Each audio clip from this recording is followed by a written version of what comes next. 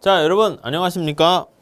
자, 여러분 매경 테스트 적중 예상 문제 2장 문제를 같이 풀어보도록 하겠습니다. 2장은요 수요와 공급에 대한 얘기고요. 주로 이제 시장에 대한 얘기를 다룬다라고 생각하시면 되겠습니다. 그래서 이제 수요 공급에 대해서 살펴보고 더 나가서 그 응용, 더 나가서 탄력성 우리가 살펴보도록 하겠습니다. 자, 1번 문제 같이 한번 풀어보도록 하시죠. 자, 주어진 소득으로 밥과 김치만을 소비하는 어떤 소비자가 있는데 동일한 소득에서요 김치 가격이 하락했대요. 자, 그때 나타날 수 있는 현상으로 가장 옳은 것을 고르시오. 이렇게 나와 있습니다. 자, 우선 첫 번째 여러분들 김치 가격이 하락했습니다. 자, 그러면 이렇게 보시면 되겠죠. 김치 가격이 하락했어요. 자, 우리가 수요 곡선 얘기할 때 두 가지 효과가 있는 거 기억나십니까? 첫 번째는 싸진 것을 더 많이 사는 효과를 대체 효과라 그러고요. 그리고 가격이 변화하게 되면 실질 소득이 변화하게 됩니다. 그래서 나타나는 게 소득 효과 이렇게 되는 것이죠. 자, 우선 첫 번째 김치 가격이 하락하게 되면 대체 효과에 의해서요. 자, 싸진 김치를 더 많이 소비하게 되는 효과가 생기는데 이렇게 쓸까요? 김치에 대한 소비량이 증가합니다. 물론 김치 소비량이 증가하면서 밥이 어떻게 될 것인가는 사실 이게 두 재화가 뭐 보완관계니 대체관계니 그런 거를 좀 보긴 해야 되는데 특별한 얘기 없으면 두 개는 대체관계라고 보고 접근하시면 되겠어요. 그래서 김치에 대한 소비량이 증가하니까 밥에 대한 소비량은 감소한다라고 보시면 되겠습니다. 이게 이제 첫 번째 대체 효과고요. 자, 그 다음에 우리가 싸진 김치를 우리가 소비하는 데 있어서 이전보다 가격이 하락하게 되면 똑같은 돈을 가지고 있는데 더 많은 물건을 살 수 있어요. 그게 이제 실질 소득의 변화에서 나타나는 효과다 해서 소득 효과다 이렇게 말씀드렸습니다. 자, 김치의 가격이 하락하게 되면 어떻게 됩니까? 실질 소득이 증가해요. 실질 소득이 증가하면 그 재화가 여기 나와 있는 것처럼 정상적인 경우에는 소득이 증가하면 소비량이 증가하거든요. 여기 볼게요. 밥은 뭐라고 그랬습니까? 밥은 열등제라 그랬어. 여기 한번 보시죠. 밥이 열등제다라고 하면 열등제라는 것은 뭐에 의해서 영향받습니까? 라고 하면 소득이 증가할 때요.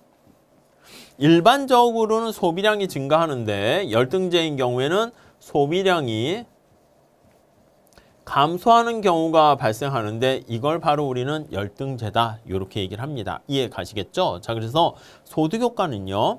실질 소득이 증가해요. 김치 가격이 하락하니까 우리 예산선이 밖으로 이동하는 거 알잖아요. 그래서 실질 소득이 증가합니다. 우리 명목소득은 그대로 가만히 있다니까. 주머니에 있는 화폐로 나타낸 소득은 가만히 있는데 우리가 실질 진짜 바구니에 담을 수 있는 그러한 구매력이 증가하게 되기 때문에 자, 그런데 여기 보시면 김치 같은 경우는 아무 얘기 안 하면 정상제라고 보세요. 그러면 소득이 증가하니까 김치의 소비량은 증가하게 되고요. 원래 밥도 정상제면 소비량이 증가해야 되는데 밥은 열등제라 가정했으니까 밥에 대한 소비량은 역시 감소한다라고 보시면 되겠습니다. 이해 가시죠? 자, 여기서 정리를 한번 해볼게요. 답은 어떤 게 맞습니까? 라고 하면은요. 답은 1번 이렇게 되겠죠. 왜요? 여기 보시면 김치는 대체 효과랑 소득 효과에 의해서 둘 다 소비량이 증가했잖아요. 그러니까 이거 확실히 알 수 있고요. 밥 같은 경우는 감소했네요. 그렇기 때문에 우리는 밥은 감소했다라는 거 알 수가 있습니다. 그래서 답은 1번 이렇게 맞다라고 보시면 되겠고 나머지들은 뭐 틀린 지문 우리가 쉽게 알 수가 있겠습니다. 자, 이렇게 보시고 다음 3번 풀어보도록 하겠습니다. 자, 3번은요. 우리가 개별 수요 곡선을 합치는 연습을 하는 거예요. 이 계산 문제인데 이거요. 그냥 기계적으로 해주시죠. 우선 첫 번째 보시면 자, 우리 시장 전체 수요 곡선으로 개개인들의 수요 곡선을 합하는 거. 우리 기본 강의 때 보시면 어떻게 돼 있습니까? 이게 수평의 합이라는 거 기억나십니까? 자, 여기 한번 볼게요. 어떤 가격이 시장에서 주어져 있는 거야. 가격이 얼마로 주어져 있을 때 주어진 가격 수준에서 야, 너 얼마나 물건을 구입할래? 요거를 우리가 생각하는 겁니다. 자, 그래서 여기 보시면 수요 곡선이 이렇게 있잖아요. DA라고 할게요. 그럼 가격이 이렇게 주어져 있으면 나 이만큼 살 거야. 이 뜻이야. 그럼 옆에서 보는 거라고 했죠. 눈을 이쪽에서 그리면 될 것 같습니다. 자, 그 다음에 또 B라는 사람도 수요 곡선이 이렇게 있어요. DB 이렇게 있으면 주어진 가격에 대해서 점점점점점 하게 되면은 이걸 수평으로 더하는 겁니다. A가 몇 개까지 살래라고 했더니 A가 나 3개 살 거야. B가 너 몇 개까지 살래? 나 하나만 살 거야. 이렇게 됐어. 그럼 시장 전체는요. 가격이 이렇게 주어져 있을 때 몇 개를 구입합니까? 하면요. 이걸 옆으로 더하는 거야. 그래서 이거를 우리가 뭐라고 얘기합니까? 라고 하면 수평의 합이다. 이렇게 얘기를 합니다. 수평의 합. 수평으로 합한다는 얘기는 수평이 뭐예요? 수평에 Q가 있는 거 보이시죠? Q. 그렇기 때문에 우리가 수평의 합이다라고 하면은요. 우리가 Q로 정리해서 더하는 거야. 그러면 가격이 요게 주어져 있을 때 3개 하나 합하면 4개 이렇게 되는 거예요. 가격이 만약에 하락했습니다.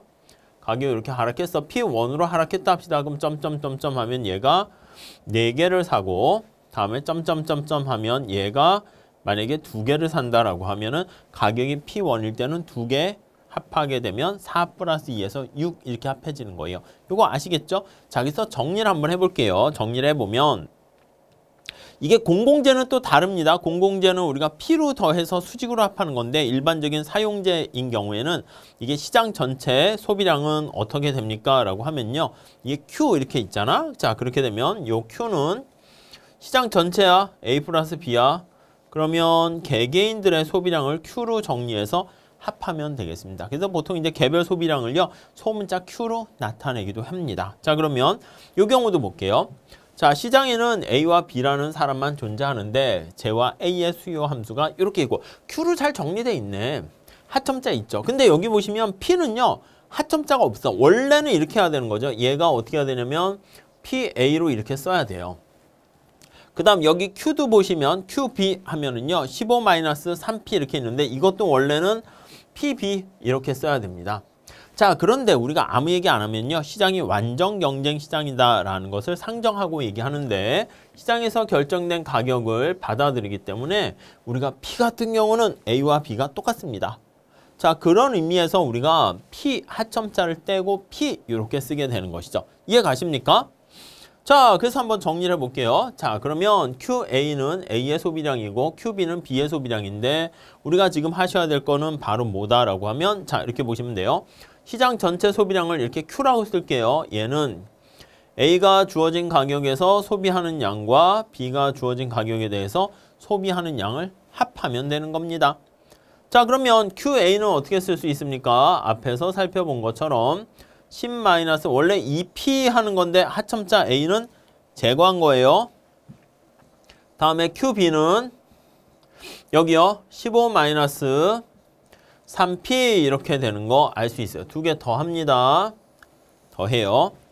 자, 그러면 이거 2개 더하는 게 Q 이렇게 되는 것이고 2개 합해. 그러면 25 마이너스 5P 이렇게 보시면 돼요.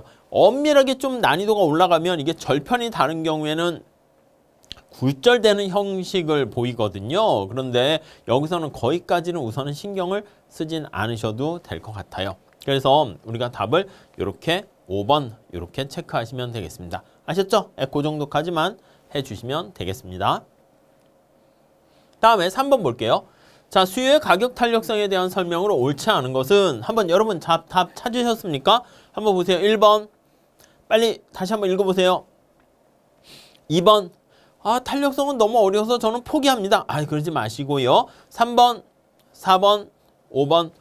네, 한번 보시면은요. 답 찾았나요? 답은 4번이 틀렸습니다. 가볍게 살펴볼게요. 1번 보세요. 자, 우리가 수요의 가격 탄력성이 있고 소득 탄력성이 있고 교차 탄력성이 있어요. 그 재화의 가격이 변할 수도 있고 소득이 변했을 때 영향 미칠 수도 있고 다른 재화의 가격이 영향을 미칠 수 있습니다.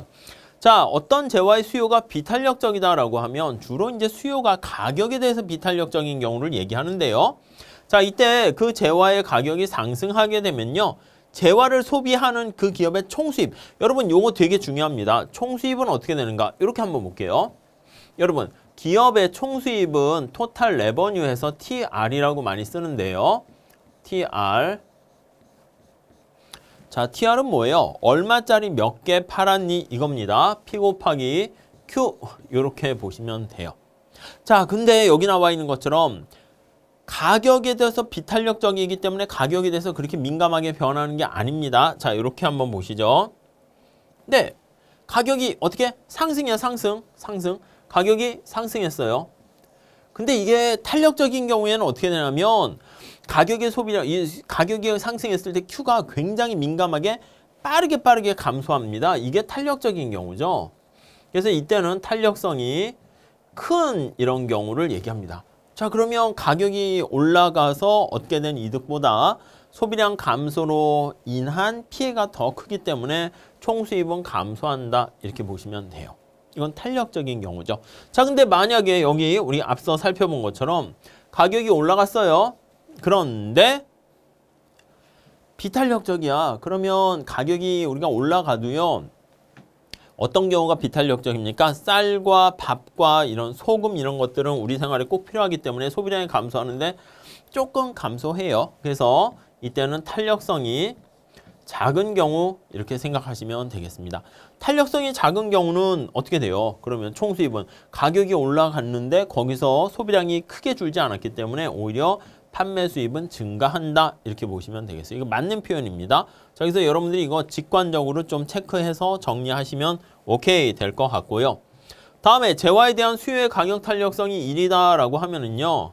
그 재화의 가격이 변하더라도 그 재화를 생산하는 기업의 총수입에는 변화가 없다. 직관적으로 볼게요. 여기 보시면 가격이 올라갔어.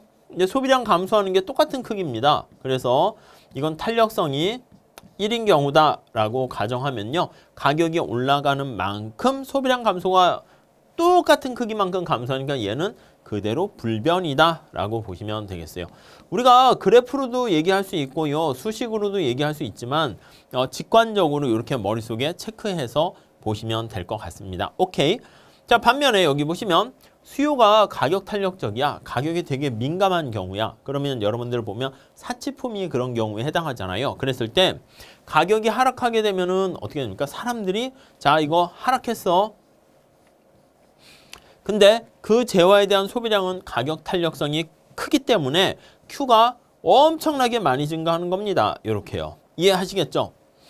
자, 그러면 이게 이제 총수입이 되고요. 기업 입장에서는 이게 총수입이 되고 소비자 입장에서 어떻게 될까요? 기업이 받아들이는, 벌어들이는 총수입은 소비자 입장에서는 이게 바로 총지출이 되는 거죠.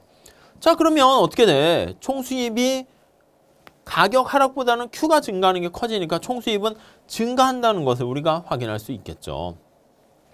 그럼 총지출이 같이 증가하게 되는 거예요. 맞는 표현이죠. 다음 4번.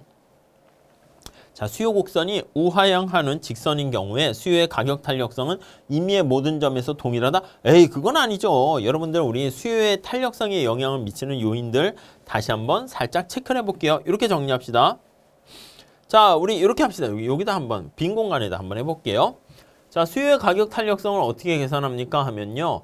기울기가 또 영향을 미칩니다. 그래서 델타 P분의 델타 Q, 이게 기울기의 역수야. 그 다음 Q분의 P 이렇게 되는 것을 알 수가 있습니다. 이게 뭐라고요? 기울기에 대한 역수 이렇게 돼요. 기울기 분의 1 이렇게 보시면 되겠고 그 다음 여기 뒤에 붙은 게 뭐예요? 요게 P와 Q 어디에 위치해 있는가입니다. 그래서 어디에 위치해 있는가, 위치에 따라서 결과가 달라지게 되는 것을 알 수 있습니다. 그래서 정리를 해보면 우하향하는 직선일지라도 직선인 경우에는 기울기는 똑같습니다. 그렇지만은 수요의 가격 탄력성은 위치에 따라서 결과가 달라지게 된다라는 거 알 수가 있습니다. 그거는 다시 또 뒤에 나올 때 설명드릴게요.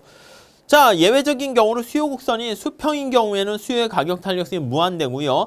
가격이 조금만 변해도 확 증가하는 거 알 수 있죠. 그리고 수직인 경우에는 수요의 가격 탄력성이 빵이다라는 거 알 수가 있을 겁니다. 이해 가시죠? 자, 그래서 한번 이렇게 볼게요. 자, 여기 한번 봅시다. 예외적인 경우인데 수요의 가격 탄력성이 이게 수직 이렇게 되면요. 잘 보이지는 않으시죠? 여기 한번 볼게요. 검정 색깔로 해볼까요? 요게 수직이야, 수직. 이렇게 되면 가격이 오르락 내리락 해도요. 그때 소비량은 변화가 없어. 오르락 내리락 해도 변화가 없어요. 그러니까 가격 탄력성은 빵이다라는 거 알 수가 있습니다. 오케이, 맞는 지문이죠. 이게 기본적인 말 문제로 많이 출제되니까 잘 정리해 주시면 좋겠습니다. 다음에 4번 볼게요. 자, 정상제인. 우리 정상제라고 전제를 깔아놨어요. 이거는 뭐라고요? 소득이 증가하면 소비량이 증가하는 걸 정상제 이렇게 얘기합니다. 정상제인 커피의 수요 곡선을 좌측으로 이동시키는 요인으로 옳은 것은 이렇게 있습니다. 자, 우선 여기 커피라고 그랬잖아. 커피에 대한 수요 곡선을 씁니다. 그럼 여기에 영향 미치는 게 커피의 가격, 또 다른 재화. 다른 재화 중에서는 프림이나 홍차 이런 걸 수도 있고요. 아니면 설탕 이런 걸 수도 있어요. 그래서 다른 재화의 가격, 그 다음 소득을 M이라고 그럴게요. 소득, 취향 등등등 많은 것들이 있습니다.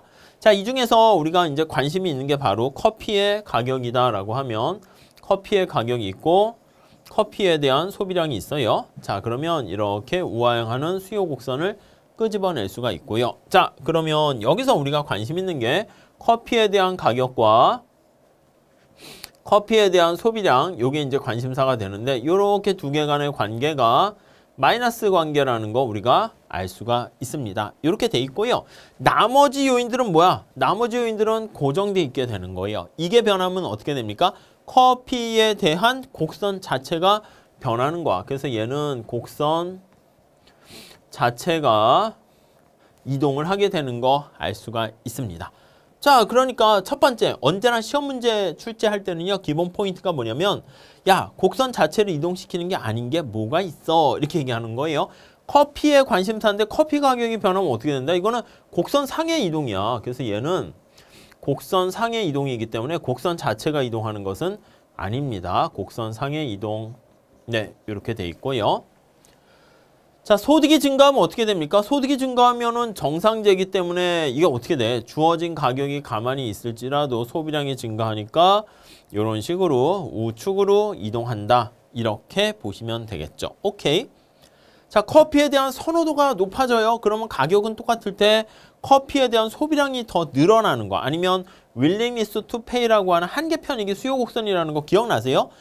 자, 수요 곡선의 의미가 내가 주어진 커피에 대한 소비량을 얼마나 당신은 최대한 돈을 낼 생각이 있습니까? 그래서 이 높이가 최대한 지불하려고 하는 어떤 의사를 나타낸다라고 보시면 돼요. 그러니까 내가 커피를 되게 좋아하게 되면 최대한 지불하려는 의사가 더 높아지니까 수요 곡선이 상방 이동한다 이렇게 보시면 되겠죠. 자, 여기서 커피에 대한 소득이 증가한다거나 선호도가 증가한다거나 이렇게 되면은 둘 다 이동을 합니다. 근데 우측 이동이다 이렇게 보시면 되겠죠. 자, 이렇게 정리를 하시고요. 다음 4번은 어떻게 됩니까? 대체제인 홍차 가격이 상승한다. 여러분 잘 생각해 보세요. 홍차가 대체제니까 경쟁 가격이라고 경쟁재화라고 보시면 돼요. 자, 그러면 홍차의 가격이 상승해요. 자, 그러면 어떤 일이 발생합니까? 라고 하면 사람들이 홍차 가격이 비싸지니까 홍차 소비량을 줄여서 감소해요. 이거는 수요의 법칙인 거죠. 오케이. 자, 그런데 홍차 아니면 커피 이렇게 되는 거잖아. 그러니까 홍차에 대한 소비량이 감소하면서 커피에 대한 소비량이 증가합니다. 그러면 홍차의 가격이 상승했을 때 우선 첫 번째 다른 재화의 가격이 변하는 거니까 이것도 곡선 자체가 이동하는데 우측 이동하냐 좌측 이동하냐 보시면 되는데 여기 나와 있는 것처럼 홍차 가격이 올라가는데 커피에 대한 소비량이 증가하니까 이것도 우측 이동이다. 이렇게 보시면 될 것 같습니다. 오케이, 이해되시죠? 자, 그 다음에 보완제인 쌀의 가격이 상승했어요. 자, 보완제니까 어떻게 돼? 아, 설탕의 가격이 상승했어요. 보완제니까 어떻게 돼요? 그러니까 이거는 바로 뭐냐면 설탕의 가격이 비싸지니까 사람들이 설탕 소비량이 줄어들면서 커피까지 소비량을 줄이게 되는 거야. 그럼 얘 어떻게 됩니까? 얘는 좌측으로 이동한다. 이렇게 보시면 되겠죠. 자, 그래서 여러분들이 정리하셔야 될 거는 우선 첫 번째 뭘 보셔야 되냐면 커피에 대한 수요 곡선을 그렸을 때 수직축에 있는 커피의 가격이 변하게 되면은 그거는 곡선 상의 이동이고요. 그 외에 다른 게 변하면 곡선 자체가 이동한다라는 거 체크하시면 될 것 같은데 다른 게 이동하게 되면 곡선 자체가 이동하는데 그게 우측 이동이냐 좌측 이동이냐 그렇게 정리를 하시면 되겠습니다. 자, 그래서 이 경우에는 5번 좌측 이동하는 요인은 다섯 번째, 보안제, 설탕 가격의 상승이 바로 커피에 대한 소비량을 감소시켜서 좌측이동한다. 이렇게 정리하시면 되겠네요. 자, 다음 탄력성에 대한 다음 설명 중 옳지 않은 것은, 자, 우선 한번 쭉 봐보시죠. 쭉. 찾으셨습니까? 정답 뭐예요? 맞아요. 2번 이렇게 됩니다. 우선 1번 보시면 공급 곡선이 원점을 지나는 직선이다 라고 하면은요, 가격 탄력성 구하는 거 제가 이렇게 얘기했습니다. 자, 여기 한번 보세요. 자, 이게 Q가 되고요. 여기가 P 이렇게 있어. 공급 곡선이 이렇게 있습니다. 자, 그러면 이제 공급에 대한 가격 탄력성을 구한다고 할 때, 만약에 여기에서 탄력성을 구한다고 합시다. 자, 그러면 어떻게 찾으면 돼요? 제가 약간 편법 공식을 알려드렸잖아요. 여기다 보조선을 내려 그려서 이게 원점분의 전체 이렇게 암기하세요. 원점까지의 거리고요. 이게 전체 거리 이렇게 되는 거예요. 자, 그래서 원점분의 전체 이렇게 보시면 되는데, 자, 그러다 보니까 공급 곡선 나타내는 탄력성은요, 공식을 암기하면 원점분의 전체 이렇게 보시면 돼요. 자, 근데 만약에 이 직선이 우하향하는 직선인데 원점을 지난다라고 하면 A에서의 탄력성도 1이고 B에서의 탄력성도 1이고 모든 탄력성이 다 1이다라는 걸 알 수가 있습니다. 왜냐면 B도 밑으로 내리면 어떻게 돼? 원점까지의 거리, 전체의 거리, 이게 똑같지. 원점분의 전체, 이렇게 되니까 탄력성이 1이다라는 거 알 수가 있어요. 자, 그럼 하나만 더 해볼게요. 자, 만약에 이렇게 되면 어떻게 될까요? 이렇게 되면. 자, 여기서 만약에 공급 곡선이 이렇게 있어요. 공급 곡선이 B 이렇게 있다 합시다. 이렇게요. 이해 가시죠? 자, 그러면 여기다 쭉 더 보조선을 그려서 얘가 점점점점점에서 여기까지 차닥 연결이 된다라고 할게요. 자, 그러면 여기서 탄력성을 구한다 합시다. C에서 탄력성을 구한다 할게요. 그럼 어떻게 해야지 탄력성이 될까요? 밑으로 내려 그리는 거야. 이렇게 보조선을 내려 그려가지고 원점까지의 거리는 어떻게 돼? 이게 원점까지의 거리고 전체 거리는 어떻게 됩니까? 전체 거리는 여기서부터 이게 바로 전체 거리가 되네. 자, 원점분의 전체 하면은 분모가 커요? 분자가 커요? 당연히 전체가 더 큰 거니까 원점분의 전체는 탄력성이 1보다 크다. 이렇게 암기하시죠. 아셨죠? 하나만 더 해볼게요. 자, 그러면 하나만 더 해봅시다. 만약에 탄력성이 이렇게 있는데 이렇게 있어. 이번에는 여길 지나가. 이렇게 있어. 공급 곡선에 C 이렇게요. 그 밑에 쭉 보면 점점점점 해서 이렇게 지나간다 합시다. 아셨죠? 그러면 여기 한번 보시죠. 자, 여기에서의 탄력성을 구한다 합시다. D에서 구한다 합시다. 그러면 어떻게 해야 될까요? 원점분의 전체는 바뀌는 거 없어. 이게 원점까지의 거리고요. 전체라는 건 뭐냐면 이렇게 X축을 가로지르는 여기 절단하는 그것을 전체 이렇게 보시면 돼. 그러니까 원점과 전체 중에 어느 게 더 길이가 더 길어요? 원점이 더 길잖아. 그럼 원점분의 전체하면 1보다 작다라는 것을 알 수가 있죠. 그래서 원점분의 전체는 1보다 작다. 이렇게요. 이해 가시겠습니까? 자, 그래서 그렇게 정리하세요. 원점을 지나는 좀 특수한 경우를 말씀드렸고요. 자, 다음에 X제랑 Y제 간의 수의 교차 탄력성이 1보다 작게 되면은 이게 어떻게 되냐면 1보다 작게 되면은 우리가 교차 탄력성이잖아요. 그렇게 되면 두 제와는 우리가 봤을 때 서로 보완제 관계라고 얘기를 하게 되고요. 교차 탄력성 얘기를 해보면 두 개가 1보다 크게 되면 서로 대체적 관계다. 이렇게 되는 거다라고 보시면 되겠어요. 자, 그리고요. 3번 볼게요. 수요의 가격 탄력성은 재화를 정의하는 범위와 기간에 따라서 영향을 받는다. 이렇게 정리를 하시면 될 것 같고요. 그럼 4번에 보시면 기펜제에 대한 수요의 소득 탄력성은 0보다 기펜제는 어떻게 돼요? 우리가 요거 보시면 기펜제는 열등제 중에서 이렇게 쓰셔야죠. 열등제 중에서 자, 열등제 중에서 우리가 대체 효과랑 소득 효과가 있는데요. 이렇게 보셔야 돼요. 대체 효과보다 소득 효과가 더 큰 경우 이렇게 됩니다. 소득 효과가 더 큰 경우. 이게 수요의 법칙의 예외라고 얘기하는데 이렇게 되는 특수한 경우에 해당합니다. 그러니까 열등제에 속해야 되기 때문에 이 경우는 0보다 작아야 열등제가 되죠. 그러니까 맞는 표현이다. 이렇게 보시면 되겠습니다. 자, 그리고 5번에 보시면 열등제는 소득 탄력성이 0보다 작다. 맞아요. 소득 탄력성이 0보다 작다. 이렇게 보시면 되겠어요. 자, 그래서 여기 보시면 답은 2번인데 여기 보시면 이게 1보다 작을 때는 두 재화가 우리가 보완제 이렇게 되어 있는 거예요. 요거 맞는 표현입니다. 그래서 요 문제 거기에 보시면 요거를 대체제 이렇게 해 놓으시면 될 것 같습니다. 대체제 관계일 때는 탄력성이 1보다 크고요. 보완제 관계일 때는 작다. 이렇게 정리를 하시면 되겠죠. 자, 이거 내용 기본적인 거 잘 좀 체크하시고요. 다음 6번 문제 볼게요. 자, 종량세를 부과할 때 나타내는 겁니다. 설명으로 옳지 않은 것은 이렇게 돼 있어요. 자, 이 세금을 때리는 것도 굉장히 중요한 건데 여러분 한번 체크 좀 해볼게요. 1번, 2번, 3번, 4번, 5번. 네, 어떤 게 맞습니까? 네, 찾으셨습니까? 자, 우선 1번부터 볼게요. 공급의 가격 탄력성이 완전 탄력적인 재화인 경우에는 여러분 공급의 가격 탄력성이 완전 탄력적이다 이렇게 되면 공급 곡선이 수평이다 이렇게 보시면 되겠어요. 수평이다 이렇게요. 자, 그런데 이제 이런 거 할 때는요. 그래프를 그려서 그리는 게 아니라 말로 보시는 거야. 여러분들 공급의 가격 탄력성이 클수록 힘이 세다거든. 그러면 탄력적인 재화, 완전 탄력적이다라고 하면 이거는 뜻이 뭐냐면 공급자가 완전 힘세 이렇게 보시면 돼요. 완전 힘세 이렇게 정리를 하시면 될 것 같습니다. 네, 아시겠죠? 그래서 공급자가 완전 힘세 이렇게 완전히 힘이 센 상황을 얘기합니다. 자, 이렇게 되면은요. 재화의 공급자에게 종량세를 부과할 경우 공급자가 너무 힘이 세기 때문에 이거 맞아요. 소비자가 모두 100% 세금을 부담한다. 라고 보시면 되겠습니다. 1번 지문 자주 나오는 거니까 여러분들 좀 잘 체크해서 정리를 하시면 될 것 같습니다. 자, 그리고요. 2번 보시면 그러니까 공급자가 완전히 소비자한테 떠넘기는 겁니다. 이 그래프로도 우리 그릴 수 있어요. 1번 문제 살짝 한번 볼까요? 하는 김에. 자, 수요 곡선이 이렇게 우하향하는데요. 공급 곡선이 수평이라니까 완전 힘이 세요. 그러면 균형점이 어떻게 됩니까? 라고 하면 여기가 0 이렇게 있는 상황에서요.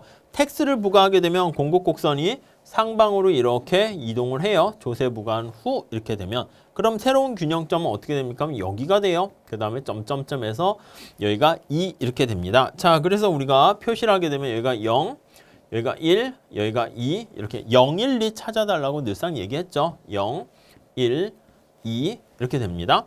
자, 그러면요. 우리가 여기 보시면 이게 소비자가 내는 가격이 1에 해당하는 P소 이렇게 되는 것이고요. 이게 아이스크림이다라고 하면 이게 제로에 해당하는 게 원래 가격이야. 근데 소비자가 내는 가격에다가 세금을 뺀 나머지를 우리가 생산자가 수취하는 가격이니까 생산자가 받는 가격은 여기가 돼요. 그럼 생산자 입장에서 어떻게 돼요? 여기서 알 수 있는 교훈이 뭐예요? 여기서 알 수 있는 교훈이 색깔을 이걸로 한번 해봅시다. 자, 생산자가 내는 가격은 이전 가격하고 동일합니다. 그러니까 이전에 500원짜리 하던 아이스크림을 조세를 부과하더라도 생산자는 전혀 부담을 하지 않게 되는 거죠. 그래서 여기서 우리가 알 수 있는 것은 생산자는 전혀 부담이 없고요. 부담이 빵이고 100% 소비자가 부담을 하게 된다라는 것을 알 수가 있습니다. 오케이, 이해가 되시겠죠? 자, 그래서 모두 소비자가 부담하게 되는 거 확인할 수가 있고요. 자, 그 다음에 종량세가 부과된 상품의 대체재가 많을수록 이렇게 나와 있어요. 자, 상품의 대체재가 많다라고 하면 여러분 우리가 늘상 얘기했을 때 쌀과 소금 같은 경우는 대체재가 별로 없잖아요. 그러니까 거기에 가격을 올리게 되면 소비자가 할 수 없이 소비를 그냥 줄일 수 없는 거야. 담배도 마찬가지죠. 뭐 마약 이런 거 특별히 더 심각한 거잖아. 마약 대체할 만한 게 있습니까? 그러니까 이런 것들은 마약의 가격이 비싸지게 되면 사람들이 소비량을 크게 줄일 수가 없어요. 그렇기 때문에 그런 소비의 가격 탄력성이 굉장히 작게 됩니다. 그래서 수요의 가격 탄력성이 디맨드의 가격 탄력성이 작아요. 그러면 탄력성이 클수록 제가 힘이 세다라고 말씀드렸잖아. 탄력성이 작기 때문에 힘이 약한 거야. 그러니까 이런 경우에는 맞아요. 소비자가 다 부담을 하겠죠.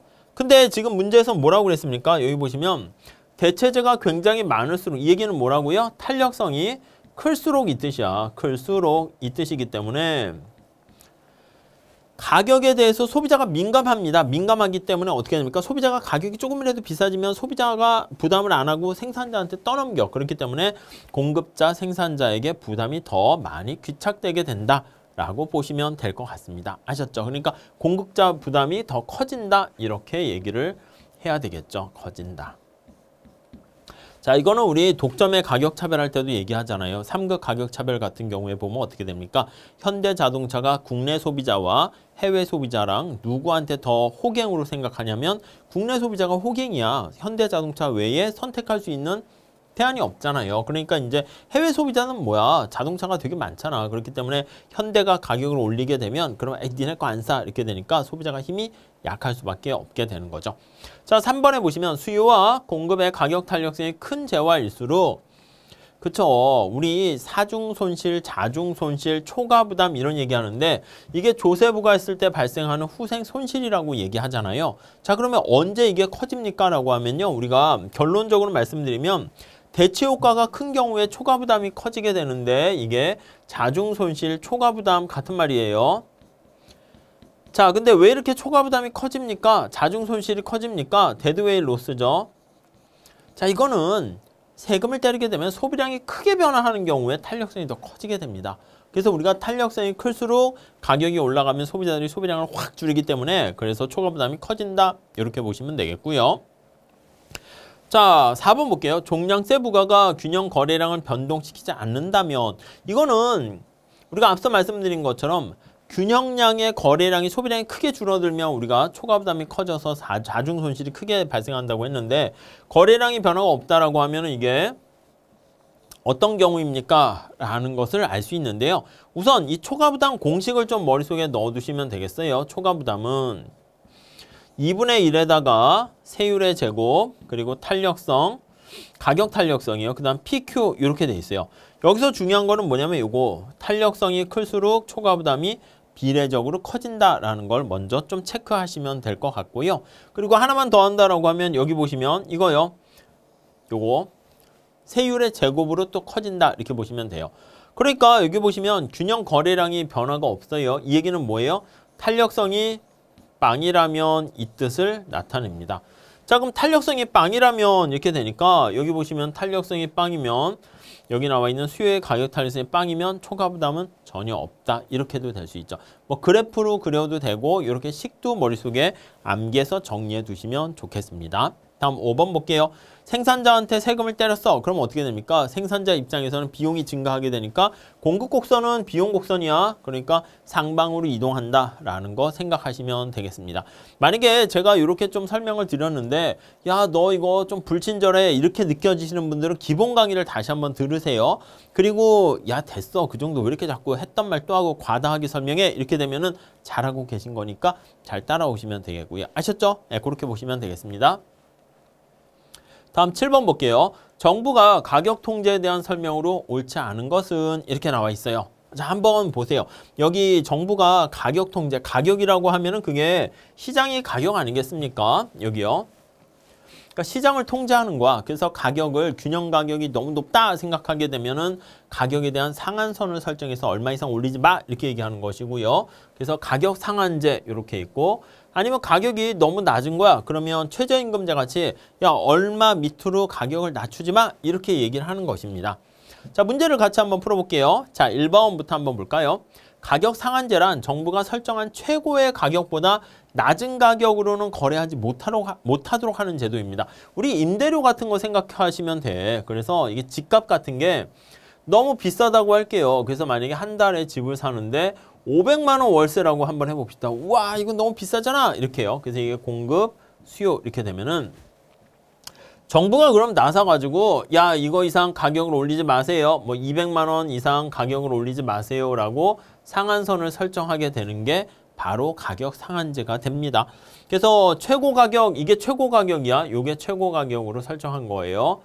그거보다 낮은 가격으로 거래를 해야 되는 거지. 높은 가격으로 거래하면 안 돼 이렇게 얘기하는 거죠. 그렇죠. 그래서 높은 가격으로 거래하지 못하도록 막는 것이다. 이렇게 보시면 되겠고요. 가격 하한제는 반대로요. 지금 가격이 너무 낮은 거야. 그래서 우리 최저임금제랑 연결하면 돼. 그래서 지금보다 훨씬 더 낮은 수준에서 지금 너무 낮은 수준으로 되어 있기 때문에 자, 균형 가격보다 높은 수준. 임금이 너무 낮잖아. 그래서 여기 최저임금 가지고 할게요. 최저임금 이쪽으로 볼게요. 가격 하한제가 이제 최저임금제로 할 수 있으니까 이렇게 합시다. 자, 노동자가 있고요. 임금이 이렇게 있어. 그래서 노동에 대한 수요가 있고 노동에 대한 공급이 이렇게 있습니다. 근데 노동자가 받는 임금이 너무 낮은 상황이에요. 그러니까 야, 저렇게 받아가지고 어떻게 인간답게 살 수 있겠어? 해가지고 임금에 대한 하한선을 이렇게 설정을 하게 되는 것입니다. 아시겠죠? 자, 그러니까 균형임금이 너무 낮기 때문에 이거보다는 높은 수준에서 결정되어야지 효력이 있는 거야. 만약에 최저임금이 아니 지금 시장에서의 균형임금이 100만 원이라 합시다. 그 최저임금을 한 200만 원, 100만 원보다 높은 상황에서 결정해야지 정부가 최저임금을 이거보다 낮게 설정하게 되면 의미가 있어요? 없어요? 당연히 없다고 그랬죠. 무슨 말씀인지 아시겠죠? 네, 그래가지고 여기 나와 있는 가격 상한제는 균형 가격이 너무 높기 때문에 균형 가격보다 밑에서 설정돼야지 의미가 있고 여기 나와 있는 가격 하한제인 최저임금제는 균형 임금이 너무 지금 낮기 때문에 일정 수준 이상을 받아야 된다. 이렇게 균형 가격보다 높은 수준에서 설정돼야지 의미가 있다. 이렇게 보시면 되겠습니다. 최저임금제는 저임금 근로자의 소득을 유지하기 위해서 도입을 하는 건데 문제는 뭐냐라고 하면은요. 최저임금을 실시하게 되면 이거요. 최저임금 수준이 이렇게 결정을 한 거예요. 여기서 이렇게 결정을 한 거야. 이렇게. 그렇게 되면은 어떤 일이 발생합니까? 라고 하면요.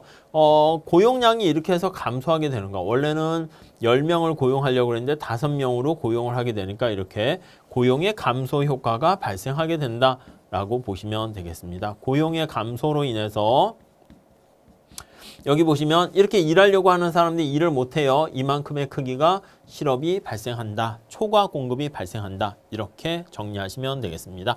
오케이. 네, 그렇게 보시면 되겠고.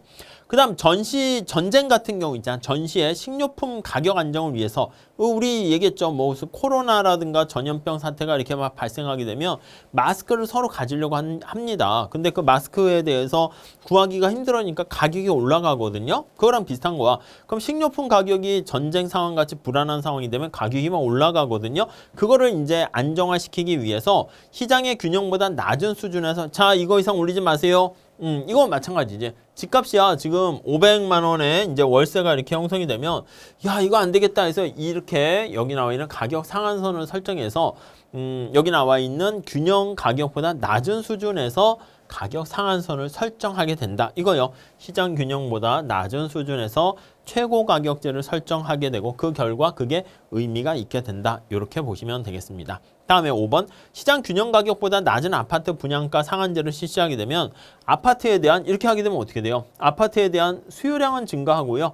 아니 가격이 낮아졌잖아. 그렇게 되면은 거래량은 증가하고 공급량은 감소하게 되고 그 결과 어떻게 됩니까? 이만큼의 디맨드가 발생한다. 라고 보시면 되겠습니다. 초과 수요가 발생하게 되는 거죠.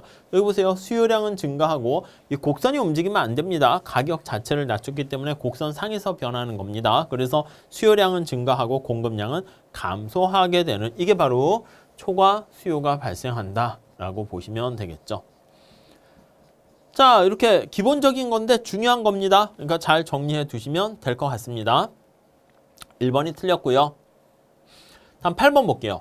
노동시장의 수요 공급에 대한 조사 결과가 다음 표와 같대요. 자, 이런 상황인데 시간당 최저임금을 8로 결정할 경우 발생하는 비자발적 실업의 규모는 얼마가 되고 그 다음에 이때 실업을 완전히 없애기 위해서 보조금으로 얼마의 예산을 줘야 하는가 이렇게 있습니다. 이런 표가 나오면 당황하시는 분이 있는데 그냥 직접 그림을 한번 그려보세요. 여기 한번 그려볼게요.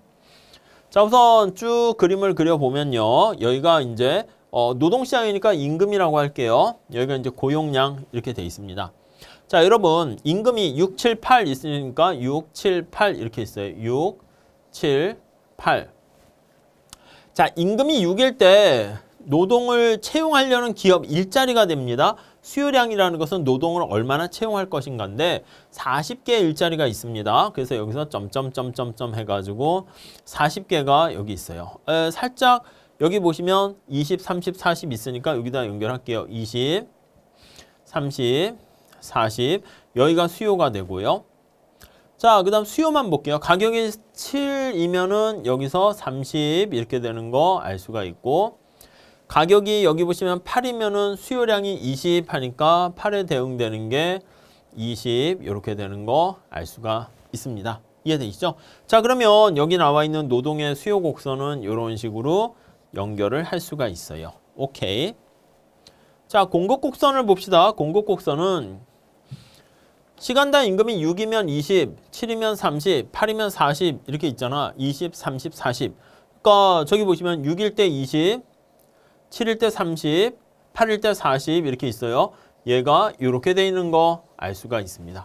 오케이. 이렇게 돼 있는 거네요. 자, 근데 여기 보시면 시간당 최저임금을 8로 이렇게 결정을 한 거야. 8로 결정을 했습니다. 그럼 8이 어떻게 돼요? 요걸로 결정한 거야. 야, 이만큼은 임금 줘야지 이렇게 결정을 한 거야. 임금에 대한 하한선을 이렇게 결정을 했습니다. 자, 그러면 이 상황에서는요. 일을 하고 싶어 하는 사람들은 얼마나 됩니까? 여기요. 8일 때 거기 대응되는 게 40명이 일을 하려고 하니까 이만큼이 일을 하겠다고 하는 사람이야. 근데 막상 일자리는 얼마나 이렇게 취업할 수 있어요? 20명만 취업할 수 있게 됩니다. 자, 그러니까 이만큼이 뭐야? 초과 공급 상태가 발생하는 거죠. 초과 공급 상태가 되는 것이고요. 이걸 바로 뭐라 그런다? 실업 상태가 발생했다. 이렇게 정리를 하시면 되겠습니다. 아셨죠? 자, 그래서 실업의 크기는 어떻게 됩니까? 라고 하면 40에서 20을 뺀 그 차이만큼 20 이렇게 보면 돼. 자, 그것까지는 좀 쉽게 했을 텐데요.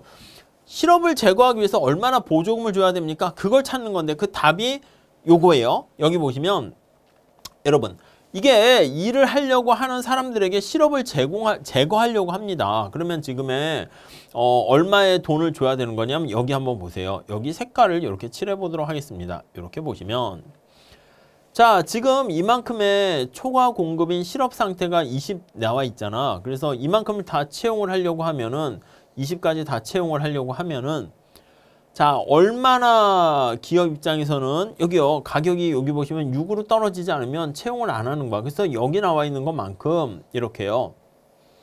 이렇게 제공을 해야 되는 거예요. 왜냐면 여기 나와 있는 것처럼 그림 자체를 한번 보시면은 여기 나와 있는 것처럼 공급 곡선이 이렇게 있으니까 여기까지 이동시키는 만큼 공급을 증가시켜야 돼. 아니면 수요를 사람을 더 많이 뽑아야 돼. 그러니까 지금 이 상황에 있으니까 수요를 이렇게 해서 증가시키는 거야. 이렇게.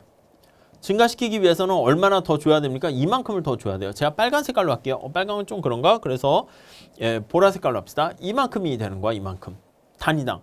단위당 이만큼인데 거래되는 사람 수는 어떻게 됩니까? 하면 이만큼의 실업자들을 구제해야 되니까 여기 빨간 색깔만큼 칠한 만큼이 필요한 보조금이다. 이렇게 보시면 되겠습니다. 이게 이제 보조금이 되는 거죠. 이해되십니까? 그래서 우리가 좀 난이도가 올라가는 거 할 때는요. 이게 바로 보조금의 크기가 되는 건데 이 보조금의 크기와 더불어서 조세의 크기 이런 거 계산하는 거 우리가 자주 출제되니까 이게 좀 쉬운 문제는 아닙니다. 좀 잘 체크 정리해 주시면 될 것 같습니다. 자, 이렇게 봐주시고요. 다음 9번 볼게요. 임대료 규제를 했을 때 옳은 것을 모두 고르면 이렇게 해요. 자, 우리 가격을 상한선을 둬가지고 얼마 이상 올라가지 못하도록 하는 겁니다. 이게 늘상 보면 부작용이 생긴다니까. 마스크 가격을 너무 높게 부과하지 못하도록 정부가 규제하면 나쁜 건 아니죠. 좋은 의도예요. 정부가 기본 강의 때 말씀드린 것처럼 선의야, 선의. 좋은 의도로, 선의로 가격에 대해서 상한선을 설정하는 거예요. 상한선을 설정했습니다. 자, 그런데 뭐 치킨도 비슷해. 우리 마스크도 비슷하고 치킨 가격이 너무 비싼 거야. 막 2만 원 이렇게 되니까 정부가 나서가지고 야야야 치킨집 너희들 가격을 말이야 최소한 5천 원 이상 올리면 안 돼. 왜냐고? 야, 치킨은 모든 국민이 좋아하는 것이기 때문에 온 국민이 다 먹을 수 있도록 해야지. 그래서 치느님 가격을 치킨 가격을 전부 다 닭 한 마리를 우리가 하는데 5천 원으로 이렇게 상한선을 설정했다 합시다. 가격 상한제를 설정했다 합시다. 집값도 마찬가지고. 그러면 여러분들 어떻게 될까요? 소비자들은 만세를 부르겠지. 와, 치킨 가격 5천 원이다 해가지고 다 사 먹으려고 해. 치킨을 만드는 사람들은 어떻게 됩니까? 만드는 사람들은 슬퍼. 아니 뭐야, 야 치킨을 어떻게 5천 원에 팔란 말이야. 이렇게 해서 나 안 팔어 이렇게 된다니까. 공급량이 줄어드는 거야. 옛날에 로마 시대 때 말씀드렸잖아요. 로마 시대 때 로마 황제가 야 너희들 말이야 치킨 가격 이렇게 잘 보이려고 5,000원에 못 박아버린 거야. 그랬더니 사람들이 치킨을 생산을 한 다음에 시장에 내놓지 않아요. 몰래 아는 사람들이나 뒷돈 받고 뒷구녕으로 막 이렇게 비싸게 파는 거야. 그랬더니 로마 황제가 야 너네들 말이야 치킨 5,000원 이상 만약에 팔다 걸리면 아예 감옥 갈 줄 알아 이렇게 했어요. 그럼 어떻게 됩니까? 이걸 자기가 생산한 다음에 공급자들이 공급량을 이렇게 걷어들이면서 몰래 하려고 했더니 공급이 감소하잖아요. 근데 자기가 몰래 저장해 놓고 숨겨놨다가 걸리게 되면 감옥 간다니까 어떻게 돼요? 그냥 폐업을 하는 거야. 아예 공급을 안 해요. 공급을 중단해요. 생산을 중단하는 거야. 폐업을 하는 거지. 폐업 이렇게. 자, 폐업을 하게 되면 어떻게 됩니까? 그러면 이제 또 이렇게 되는 거야. 아예 생산을 안 하니까 로마 황제가 뭐라고 합니까? 딱 가서 야, 너 왜 치킨 생산 안 해? 너 왜 사업 접어? 아, 저 그냥 안 할래요. 그냥 남는 장사도 아니고요. 안 돼. 너 치킨 이거 중요한 거니까 앞으로 또 새로운 법을 만드는 거야. 정부가 봤을 때 아빠가 치킨집을 했으면 아들도 치킨집을 해라 이렇게요. 산으로 가는 거죠. 그러니까 우리가 경제학자들이 봤을 때는 정부가 이런 치킨 가격을 통제하는 게 나쁜 의도는 아닐 수는 있어요. 좋은 의도로 이렇게 온 국민이 맛있는 치킨을 먹도록 하는 건데 너무 가격을 통제해버리게 되면은요. 그러면 이렇게 공급량이 줄어들게 되는 그런 문제가 생기고요. 그 부작용 때문에 자꾸 또 새로운 정책을 만들어야 돼. 우리나라 정부도 부동산 정책 뭐 잘 모르겠지만은 집값이 자꾸 올라가니까 이런저런 임대료 규제를 자꾸 하잖아요. 그러니까 또 다른 부작용이 생겨서 또 다른 정책을 내놓고 또 다른 이 두더지 잡는 거랑 비슷한 상황이 되는 거야. 그러다 보니까 야 정부야 네 의도가 선의로 하는 건 알겠는데 경제에 미치는 다양한 부작용이 생기는 거니까 가능한 한 적극적으로 개입하지 말고 시장의 원리에 좀 맡겨라 이렇게 얘기할 수 있는 거예요. 그래서 아까 말씀드린 것처럼 치킨 가격 이렇게 하니까 공급이 줄어들면서 아는 사람들에게만 치킨을 팔아요. 집도 마찬가지입니다. 그게 바로 암시장 아니겠습니까? 암시장. 예, 맞죠? 이 그래프로도 우리가 볼 수는 있어요. 여기다 한번 그려보면 자, 집에 대한 수요와 집에 대한 공급이 있다니까요. 근데 집 가격이 너무 높은 거야. 아까 말씀드린 것처럼 집 가격이 한 달에 월세가 200만 원 이렇게 한다 합시다.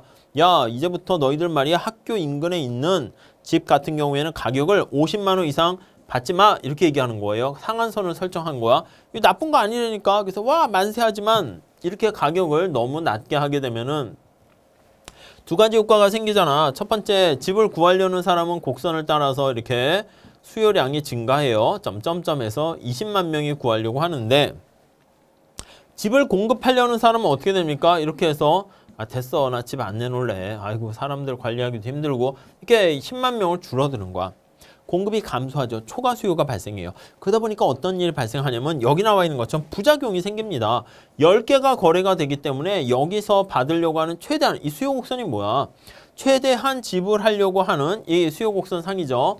여기다 써드리면 수요 곡선 상에서 곡선 상의 높이는 자 높이는 의미가 뭡니까? 소비자가 최대한 지불하려고 하는 의사를 나타낸 금액이다 이렇게 보시면 돼. 그러니까 여기서부터 가격이 더 오히려 한 400만 원 이렇게 암시장이 발생할 수가 있습니다. 그래서 첫 번째는 이렇게 암시장이 발생할 가능성이 있고요. 그리고 두 번째는 장기적으로요. 주택 공급 감소 맞잖아요. 단기적으로도 이제 공급이 감소한다니까. 근데 장기적으로는 뭐야? 야, 내가 치킨을 팔려면 무조건 5,000원에 팔아야 된다. 임대료 시장이 만약에 200은 좀 비쌀 수 있겠지만 아무튼 시장에서의 균형 가격이 200인데 강제로 50만 원으로 해 하면 아이 나 생산 안 할래 이렇게 돼서 공급이 감소하고요. 그 다음에 여기 보시면은 이만큼의 초과 수요가 발생한다는 거 기억하시죠? 자, 집을 살려고 하는 사람들은 굉장히 많은 거야. 공급량은 한정돼 있는데. 그러다 보니까 자기가 살겠다고 하고 막 줄 서 있게 되니까 물건을 팔려고 하는 사람들은 어떻게 돼요? 집을 가진 사람들은 그냥 대충 해도 돼. 아, 요즘 같은 경우에는 취업이 어렵잖아. 기업이 이제 몇 개 없고요. 그러다 보니까 누가 더 바게닝 파워를 갖고 있어요? 기업이 갖고 있다고. 그러니까 이제 취업하려는 사람들은 취준생들은 제발 저를 뽑아주세요 하면서 막 스펙도 막 올라가고 여러 가지 자격증도 따고 하는데 기업 입장에서는 그냥 뭐 니나노 이러는 거죠. 옛날에는 면접 보러 오면 면접비도 주고 그랬는데 지금은 그런 게 어딨어. 니 돈 내고 니가 와 이렇게 되는 거죠. 이 집도 마찬가지입니다. 초과 수요가 발생하면 의도는 정부가 좋은 의도로 했는데 이제 집에서 살겠다는 사람이 되게 많은 거야. 그러다 보니까 집을 옛날엔 뭐 곰팡이가 생겼으면 뭐 대배도 다시 하고 장판도 다시 갈아주고 했는데 그렇게 안 해. 그러니까 퀄리티가 떨어진다라는 것을 알 수가 있습니다. 또 더 나가서 비가격 방식의 임대 방식. 무슨 말이냐면 그냥 초과 수요가 발생하니까 제발 저 좀 살게 해주세요. 이러다 보니까 앞에서 얘기한 것처럼 뭐 추첨을 통해 가지고 이제 세입자가 누가 들어오는가 막 하는 거야. 면접을 보는 거야. 딱 봐가지고 뭐 기분 나쁘게 생겼으면 아 당신한테는 안 줄 거예요. 이렇게 얘기하는 거죠. 그래서 친인척 같은 이제 약간 뭐 그런 거에 되기도 하고요. 등등등 아는 사람 인맥이라든가 백 같은 게 없으면은 집을 구하기도 힘든 상황이 됩니다. 그렇게 되는 여러 가지 비효율성이 발생하게 되고요. 요거는 좀 어려운데 한번 보세요. 여러분. 이렇게 시장에서 여기 보시면 이렇게 초과 수요가 발생해서 나타나게 되면 사회적 후생 손실이 생기는데 그 사회적 후생 손실의 크기가 얼마가 될까요? 이게 바로 사회적 후생 손실의 크기야. 이게 바로. 이해 가십니까? 바람직한 최저 거래량이 알다시피 여기서 만약에 15개가 15만 명이 거래가 되는 걸 합시다. 근데 실제 시장에서 거래가 되면 10개 이렇게 되니까 이게 바로 사회적 후생 손실이다 라고 해서 데드웨이트 로스다 라고 정리를 하시면 될 것 같습니다. 아셨죠? 자, 그래서 뭐 답은요. 사실 뭐 이거 기역, 니은, 디귿, 리을 다 맞는 거다 라고 보시면 되겠습니다. 자, 다음 10번 문제 볼게요. 자, 10번은 자, 사과랑 배에 어떤 수요 함수를 추정했습니다. 이 수요 함수에 대한 설명을 우리가 살펴보게 되는 것입니다. 자, 우선 사과에 대한 수요 함수. 사과를 지금 A라고 했어요. 애플 이렇게 되나 봐요. 자, 그래서 애플 같은 경우에는 사과의 가격이 영향을 미쳐요. 앞에 보시면 여기 있는 게 마이너스죠. 우리가 보통 어떻게 얘기합니까? 여기 보시면 어떤 QA에 대해서 영향을 미치는 요인들을요. 여기다가 표현을 하게 됩니다. 첫 번째는 그 재화의 가격이 있고요. 물론 다른 재화의 가격도 영향을 미칠 수 있어요. B도 영향을 미치고요. 그 다음에 소득 같은 것도 영향을 미쳐요. 소득을 여기서는 I에서 income 이렇게 했죠. I도 영향을 미칩니다. 이렇게요. 그렇게 표현한 게 이게 수요 함수고 그거를 디테일하게 식으로 나타낸 게 요 식이다라고 보시면 되겠습니다. 자, 이랬을 때 이게 마이너스니까 이건 뭐야? 수요의 법칙이 성립하는 거야. 수요의 법칙이 성립 이렇게 보시면 되겠고요. 자, 다른 재화의 가격이 영향을 미쳐요. 여기 부분을 볼게요. B, 다른 재화의 가격이죠. 다른 재화의 가격이 비싸지게 되면은 여기 나와 있는 것처럼 마이너스잖아. 마이너스. 이게 비싸지면은 B의 재화의 소비량은 감소하는데 사과에 대한 소비량도 감소해요. 이게 플러스냐 마이너스냐에 따라서 결과가 달라지는데 이게 교차 탄력성이에요. 대체 탄력성이에요. 교차 탄력성을 나타내는 건데 우선 우리는 그 크기 말고요. 부호가 교차 탄력성의 부호가 음수야. 0보다 작어. 그러면 이건 무슨 관계라고요? 서로 보완제 관계다. 이렇게 보시면 되겠습니다. 마이너스 관계라는 거죠. 무슨 말씀인지 아시겠어요? B가 지금 배잖아. 배 가격이 비싸졌어요. B 가격이 비싸졌어. 그러면 당연히 B에 대한 소비량은 감소해. 이건 수요의 법칙이잖아요. 근데 A에 대한 소비량도 덩달아 같이 감소합니다. 그러면 여기 나와 있는 것처럼 두 개가 같은 배를 타가지고 이렇게 움직이니까 이 경우는 우리가 서로 보완제 관계다라는 것을 확인할 수가 있게 됩니다. 아셨죠? 이렇게 봐주시고 자, 보완제 관계다. 오케이. 그 다음에 여기 보시면 이것도 마찬가지예요. 여기 보시면 여기 얘도 B인데요. B의 재화에 대한 수요량은 B 재화 가격의 마이너스입니다. 역시 수요의 법칙이 성립하고요. 여기도 앞에 마이너스예요. 두 재화는 보완제 관계인 거 알 수가 있고요. 그 다음 I가 뭐예요? I가 소득이야. 소득.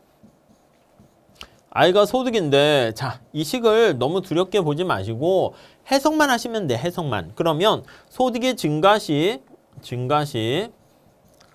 자, 우선 여기 보시면 소득의 증가면 이게 플러스잖아. A의 소비량은 어떻게 돼요? A의 소비량은 증가하고요. 소득의 증가시 B의 소비량은 어떻게 됩니까? 증가하죠. 증가합니다. A와 B 둘 다 증가하게 되는 거 알 수가 있습니다. 자, 그래가지고요. 여기 나와 있는 것처럼 둘 다 증가하게 되면 이게 바로 뭐다? 맞습니다. 이게 바로 정상제다. 이렇게 보시면 되겠죠.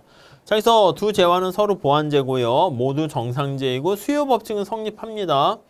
그리고 여기 보시면 그 재화의 가격, 다른 재화의 가격, 소득 그 이외에 다른 요인이 뭐 있을 수 있어요. 뭐 취향이라든가 선호라든가 그런 게 있을 수 있는데 그런 것들도 여기 영향을 미치네요. 여기 보시면 요 부분 있잖아. 0.8이라는 거와 여기 1.1이라는 거야. 이거는 바로 뭐야? 그게 바로 사과랑 배 모두 가격, 소득, 이거와 무관한 어떤 새로운 수요량이 있다? 그거를 나타내는 것입니다. 오케이, 아시겠죠? 그렇게 정리해 주시면 되겠고요. 그 다음에 5번에 사과의 수요량은 다른 재화의 가격에 영향을, 여기서 보시면 사과의 수요량은 다른 재화의 배의 가격에 영향을 받죠. 그렇기 때문에 5번이 띵 이렇게 틀렸다라는 거 보시면 되겠습니다. 그래서 옳지 않은 거 하면 5번이라고 해야 됩니다. 이거 4번 틀렸죠. 영향이 없는 게 아니라 영향이 있다 해서 4번이 틀렸고 5번 영향을 받는다. 맞는 표현이죠. 4번 그대로 잘 보시면 되겠습니다.